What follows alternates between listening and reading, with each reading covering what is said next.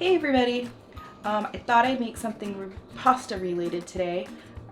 This is a very simple yet very indulgent meal. Bacon, cheese, pasta, you know, all the good stuff that we're not supposed to eat all the time. So if you were looking for something healthy, you can see the door.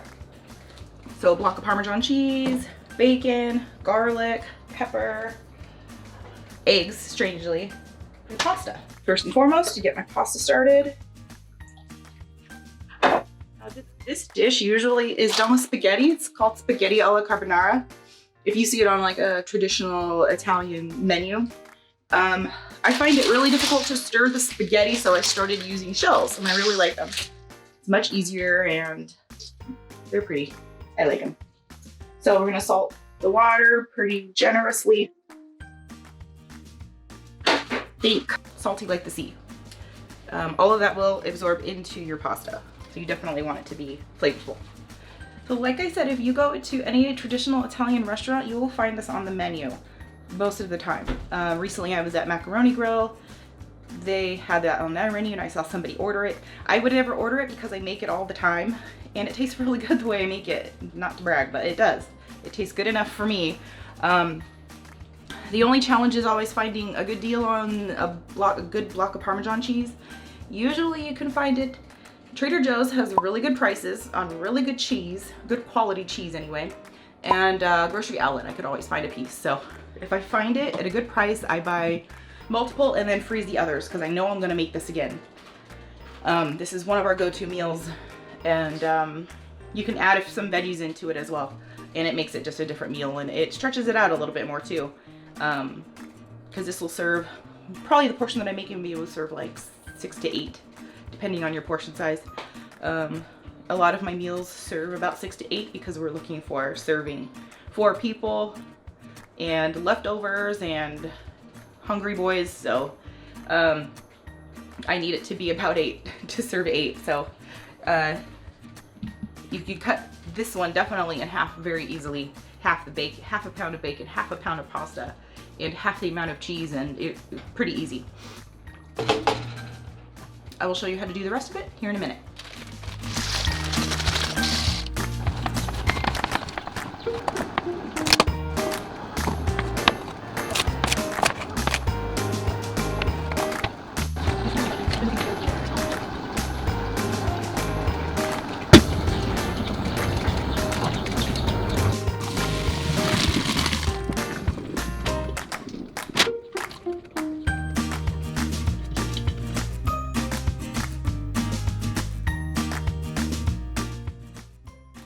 Okay, so our pasta is cooked and drained, and I reserved some of that pasta liquid just to thin out the mixture later on. You may not need all of it though. So now we're going to cook our bacon. So we're going to dice it up, cook it, and you're not going to drain it. This is where the indulgent part comes in because you're going to use that grease as part of your sauce. I know, but that's why it's good. And cheese and pasta. So we're gonna do that right now. And this is where it gets pretty quick. Because I feel like adding veggies today, I'm gonna make it just one step more. So I'm adding some asparagus and I'm adding some mushrooms. So that adds a whole extra step. So while I'm cooking the bacon, I'm also going to cook my veggies. If asparagus is on sale, I always buy it. I will not buy it if it's not on sale because it's incredibly expensive. Same with mushrooms.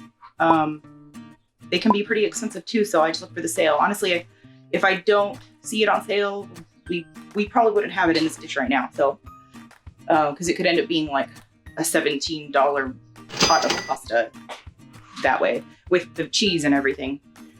So let's get cooking on the bacon.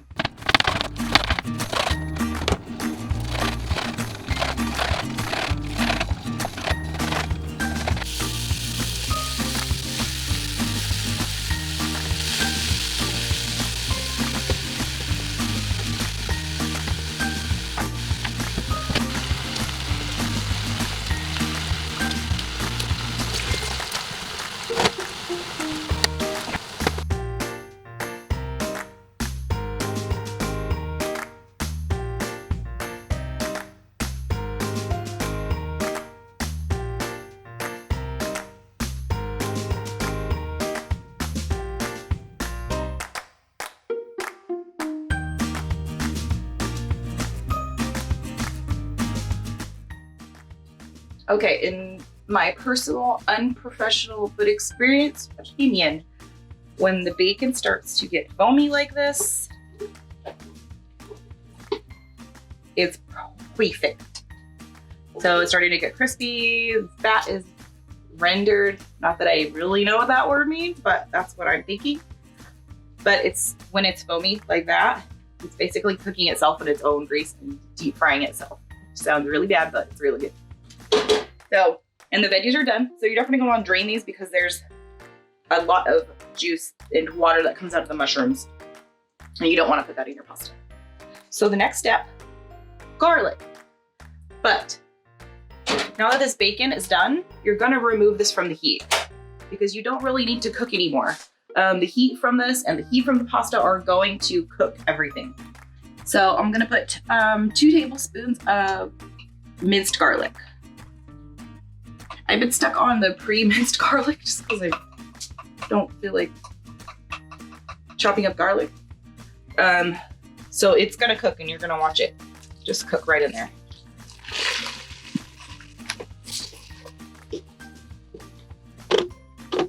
Pasta. Dump the pasta directly in there.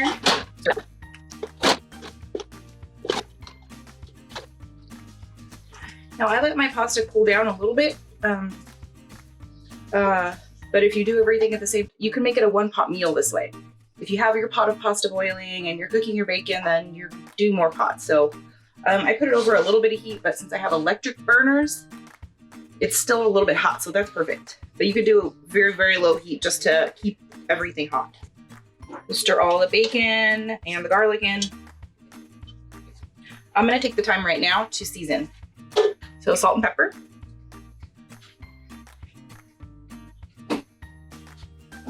Not very much salt. There's a lot of salt already in the bacon. You can always add more later.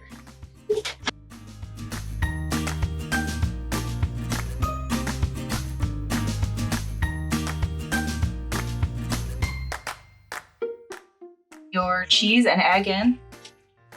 The heat from everything will cook this. Cook this egg and melt this cheese.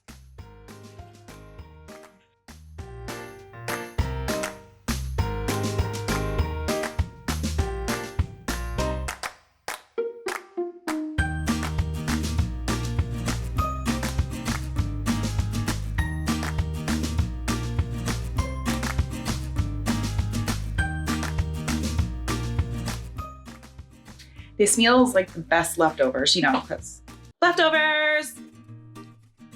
It's pretty much our favorite leftover. Maybe tacos, I don't know. Enchilada, no. Steak, no. Mac and cheese, no. All of them, they're all a favorite. But this is a very good one. This could essentially be a one-pot meal without the vegetables, so you could just stop. Boil your pasta and cook your bacon and mix it all up in the same pot. If it weren't for the veggies, then it would just be one pot.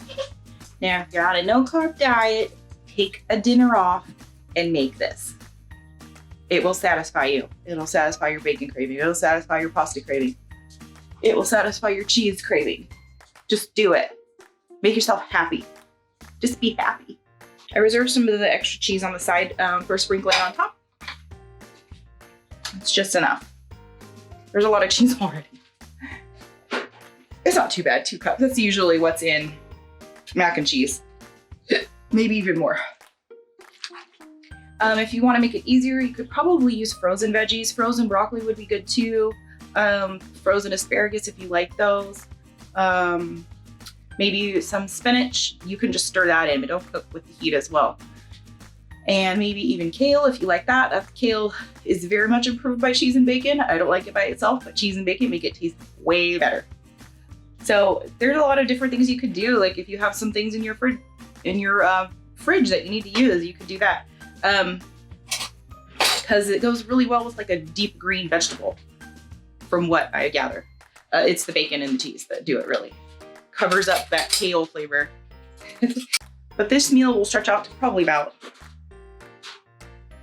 maybe 8 servings because of the veggies. So added extra couple of cups of food in there. Pretty good meal.